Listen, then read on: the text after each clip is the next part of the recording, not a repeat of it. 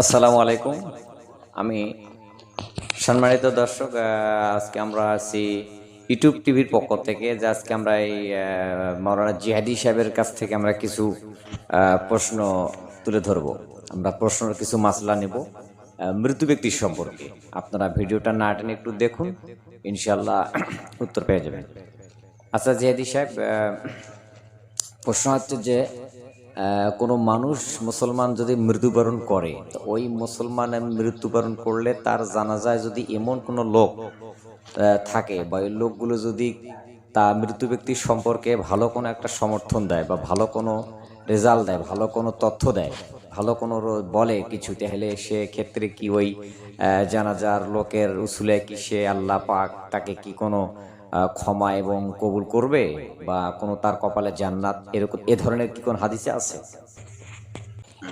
জি ভাই, আপনি প্রশ্ন করলেন যে কোনো মৃত ব্যক্তি যদি কোনো মুসলমান মৃত্যুবরণ করে, তো ওই মৃত ব্যক্তির মাইয়েতের জানাজায় যদি কোনো লোক, এমন কোনো লোক থাকে বা অনেক কোনো লোক থাকে, তার সম্পর্কে যদি কোনো ভালো মন্তব্য দেয়, ভালো পোষণ করে, ভালো মন্তব্য মাসলা বা ভালো সমর্থন দেয়, তাহলে এক্ষেত্রে কি আল্লাহ পাক তার এই তাদের জানাজার উপস্থিত মানুষের মন্তব্য কি আল্লাহ পাক কি কবুল করবেন?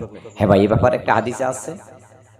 আল্লাহ রসুল বলছেন যে ওই মাইয়েতের জানাজায় যদি 40 জন থেকে শুরু করে 100 জন, 100 অথবা 40 জন মানুষ যারা জীবনে আল্লাহর সঙ্গে শিরক করে নাই, ওই লোকগুলো যদি বলে যে লোকটা ভালো ছিল, লোকটা তার আখলাক চরিত্র, কথাবার্তা, চালচলন, ব্যবহার, আচার আচরণ, নামাজ কালাম ব্যায়াম ত্যান এরকম ছিল, তাহলে মুসলিম শরীফের হাদিস থেকে আমরা দেখতে পাই আল্লাহ রসুল বলছে ওই 40 জন লোক যারা শিরক করে নাই, তো ওই লোকগুলো যে এরকম ভালো একটা সমর্থন দেয়, তাহলে আল্লাহ পাক তার এটা কবুল করবেন।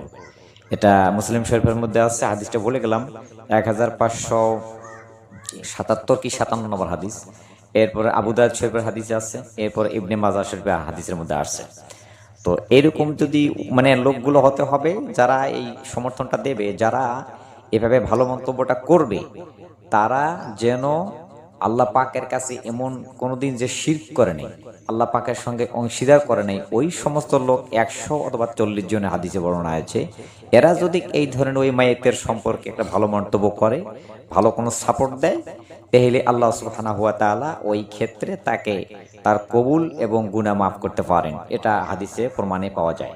তো যাক, এরকম প্রশ্ন আপনারা যদি পেতে চান, তাহলে ইউটিউব টিভির পক্ষ থেকে ইনশাআল্লাহ আপনারা প্রশ্ন করবেন, কমেন্টের মধ্যে প্রশ্ন করবেন, ইনশাআল্লাহ যথারীতি আমি প্রশ্নের উত্তর দেওয়ার জন্য চেষ্টা থাকব।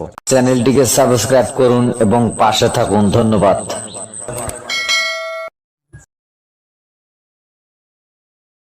আসসালামু আলাইকুম ওয়া রাহমাতুল্লাহি ওয়া বারাকাতুহু।